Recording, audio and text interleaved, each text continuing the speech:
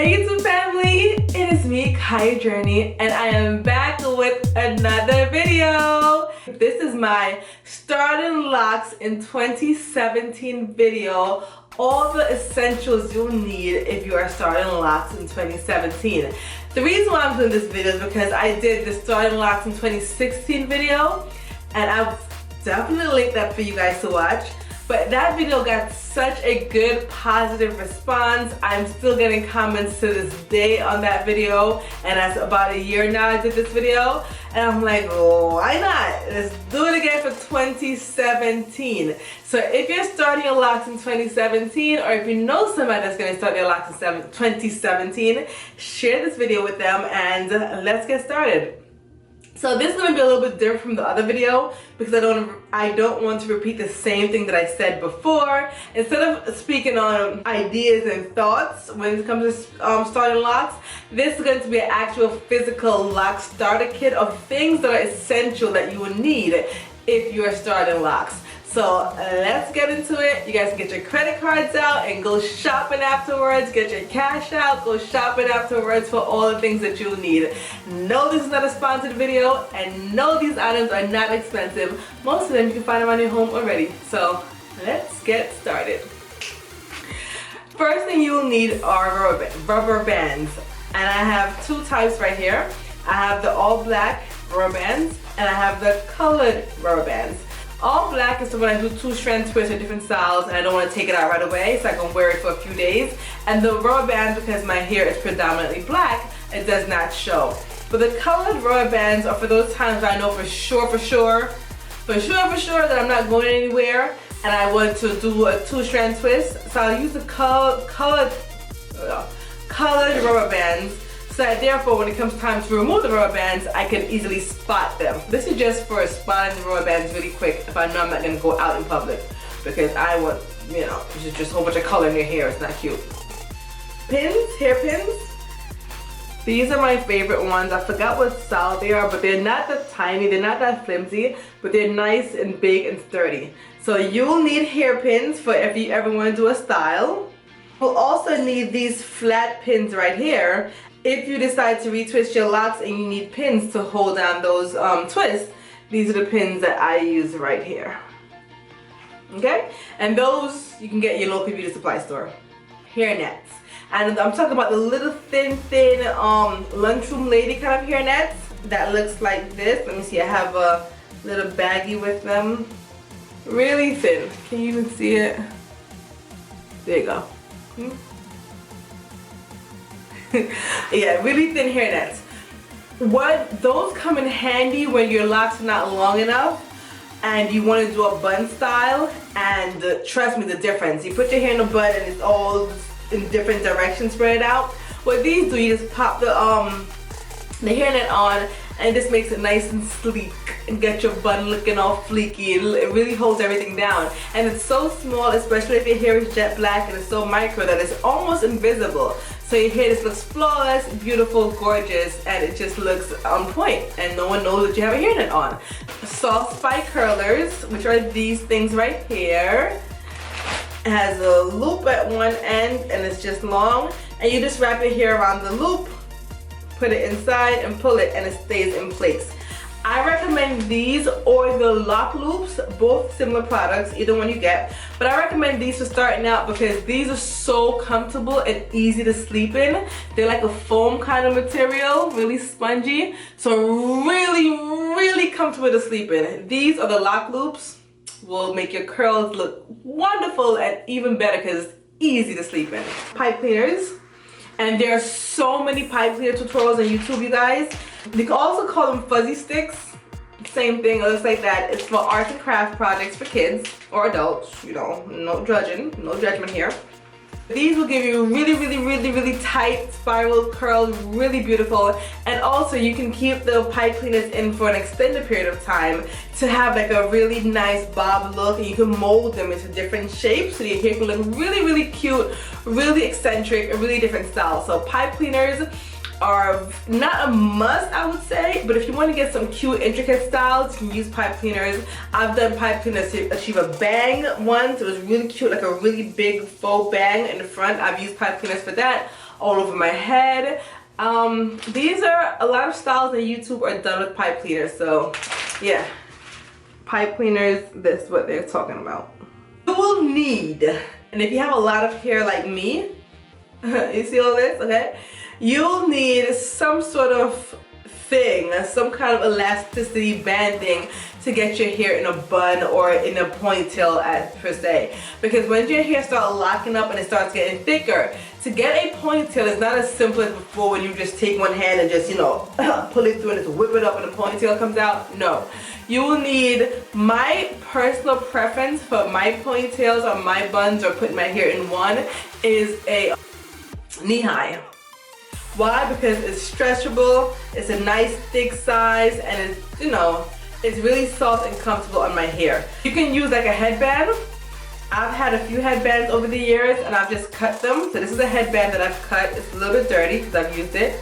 Flip your hair over, or even if you don't want to flip it over, you can do it from the back like this. Bring the hair tie around. Shake it out. And just tie. And then once you tie it, you know, you can just navigate it up higher if you want to. However you want to navigate it. See? Yeah, however you want to navigate it, but the aim is to have something with an open end so you can easily tie instead of doing the in and out with the locks. You can just tie it and this makes it easier for you. You'll need some sort of spray bottle to mix your concoctions. I don't know, like water with peppermint oil just to soothe and moisturize your locks.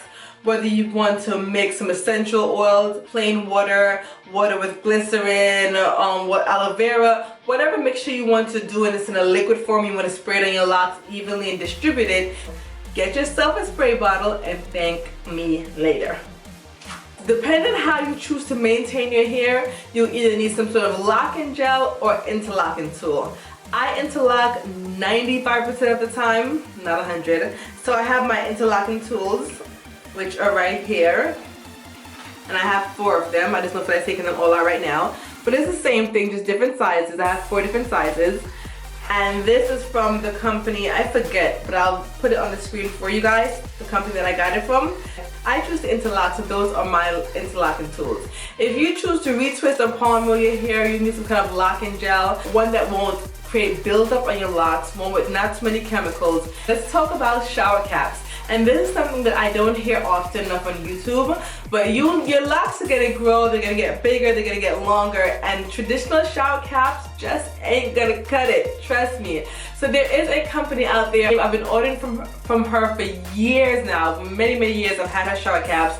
This is not a sponsored video, these products were not sent to me. Did I mention that before? Let's mention it again. But these are products that I truly love, and I've only used her shower caps since I've had my locks. She makes shower caps specifically for locks. You can get various sizes. This is the one that I'm currently using. This is, I think, is a mini size. And to be honest, I think I've outgrown this size, but I'm just trying to use it till it's done. It does look a little bit, you know, beat up. But hey, this is my shower cap that I'm currently using. So this is what it looks like. It's pretty big. It fits all of my hair.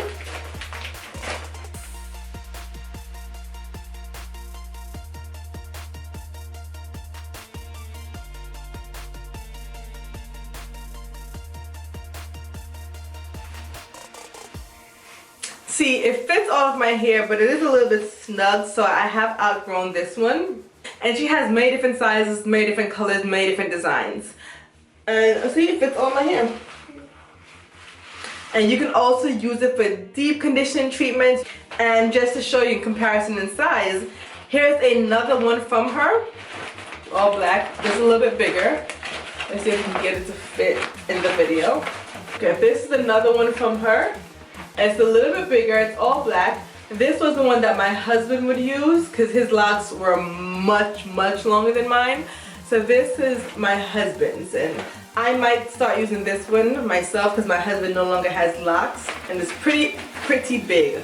And this black one is not even the biggest size, so you can really get really large sizes if you really need that. Link for that company will be below. Will be in the link for that company will be in the description bar below.